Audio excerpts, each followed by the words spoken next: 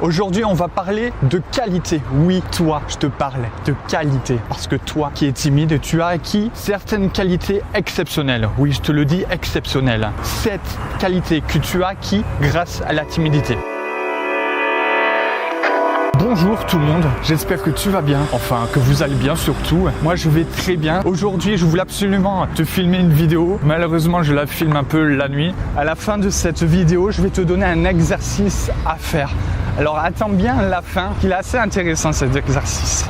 Alors les 7 qualités que tu as acquis grâce à la timidité. La première qualité, ton sens de l'analyse et de l'observation. Tu as tendance, vu que tu es timide, à rester beaucoup plus en retrait. Le fait est que tu sois en retrait, ça fait que tu as tendance à beaucoup plus observer les gens, tu as tendance à réfléchir avant d'interagir avec quelqu'un. Et vu que tu as tendance à réfléchir au fait d'interagir avec cette personne, tu vas observer, tu vas analyser, tu vas remarquer certaines choses chez les autres, chez les humains, que certaines personnes n'ont pas forcément remarqué.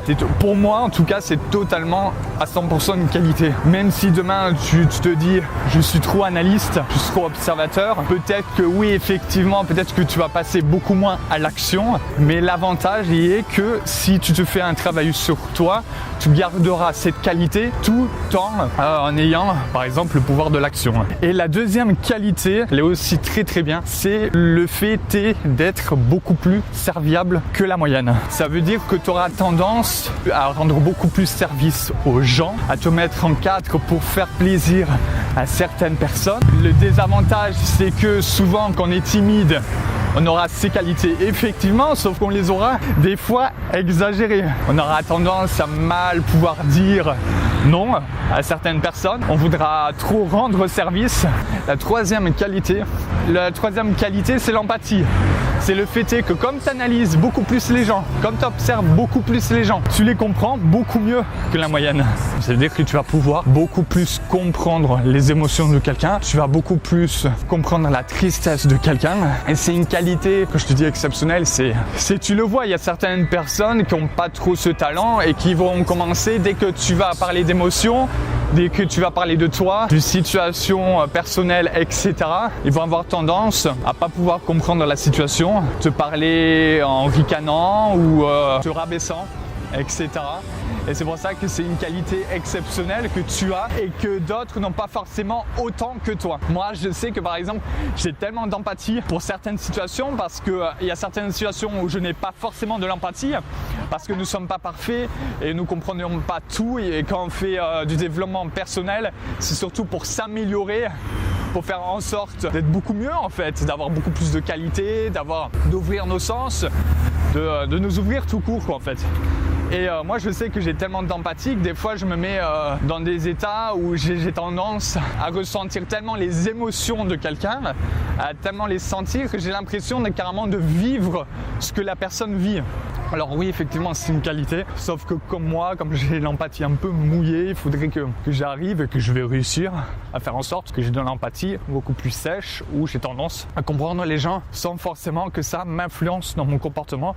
La quatrième qualité, c'est la gestion de la colère. Ça veut dire que comme tu as tendance à être timide, tu vas savoir beaucoup mieux gérer ce que tu as en toi. Si on te fait des remarques, si on t'insulte, tu vas beaucoup moins te mettre dans des accès de colère. Dans des situations assez risquées, tu pourrais rester stoïque sans forcément réagir, alors que d'autres personnes se mettraient vachement en colère. Après, le problème, c'est que quand elle est trop grosse, elle a tendance à faire en sorte qu'on emmagasine trop d'émotions, qu'on emmagasine trop la colère, ce qui fait qu'on a tendance à surprendre tout le monde quand on se met en colère. Maintenant, j'arrive à exprimer, parce que c'est ce qu'il faut apprendre, à exprimer ses émotions le plus tôt possible, calmement, pour en fait vider progressivement et avec gentillesse notre sac pour pouvoir gérer notre colère et pas comme beaucoup de timides, ça arrive, d'attendre et ensuite se mettre dans une colère rage et de s'en prendre à tout le monde.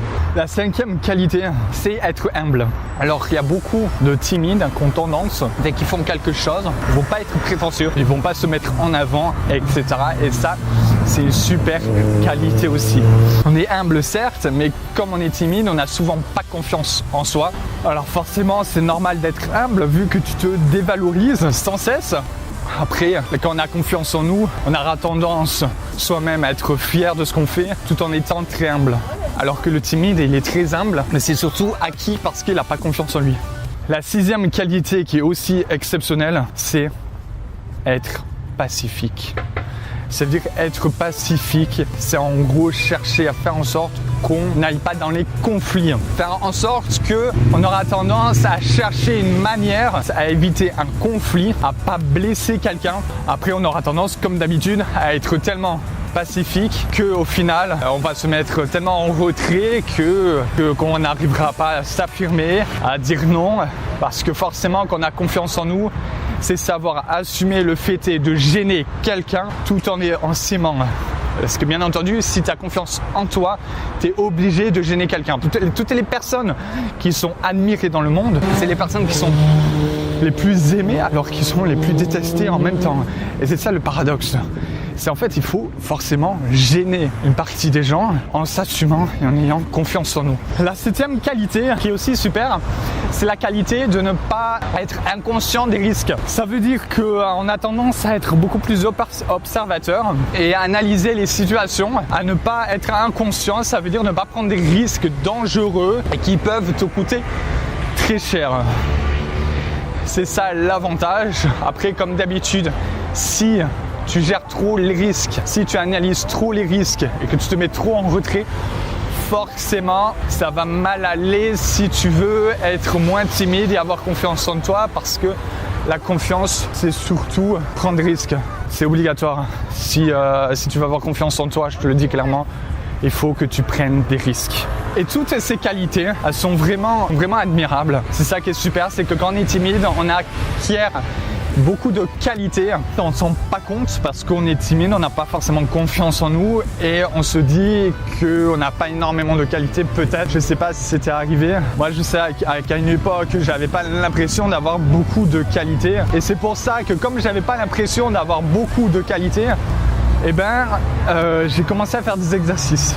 Et là, je vais te donner un exercice pour que tu aies plus conscience de tes qualités. Et cet exercice, concrètement, ça va être très simple. Tu vas prendre une feuille de papier, un crayon et tu vas marquer au minimum 10 qualités. Au minimum 10 qualités que tu as, n'importe lesquelles, par rapport à ta timidité, par rapport à des situations que tu as vécues. Ça peut ne pas être simple pour toi. Si tu as tendance à pas avoir confiance en toi, tu n'auras pas forcément une vision claire de tes qualités. Tu peux le faire tout de suite. Alors le résumé des 7 qualités que tu as acquis grâce à la timidité, c'est ton talent d'analyse et d'observation. C'est ton talent d'être très serviable. C'est ton talent avoir beaucoup d'empathie, d'être très sympathique, et ton talent aussi de gérer ta colère. 5e qualité, c'est être humble. Tu vas être beaucoup plus humble que la majorité des gens. La 6e qualité, c'est que tu es beaucoup plus pacifique que la moyenne. Et c'est ça qui est super. Et ta 7e qualité, c'est que tu n'es pas inconscient des risques. Tu analyses. Et ensuite, quand tu as fini d'écrire sur ta liste toutes tes qualités que je t'ai demandées, tu me marques en commentaire en dessous de cette vidéo le nombre de qualités que tu as trouvées. Ça peut être 3, ça peut être 5, ça peut être 10, 40, 50. C'est tout ce que tu veux. Mais dis-moi, je veux absolument savoir combien tu as trouvé de qualités. Si tu veux, je t'invite à t'abonner sur ma chaîne si tu veux avoir beaucoup plus de conseils sur la timidité. Si tu veux vaincre ta timidité. Si tu veux, tu peux me suivre sur Twitter.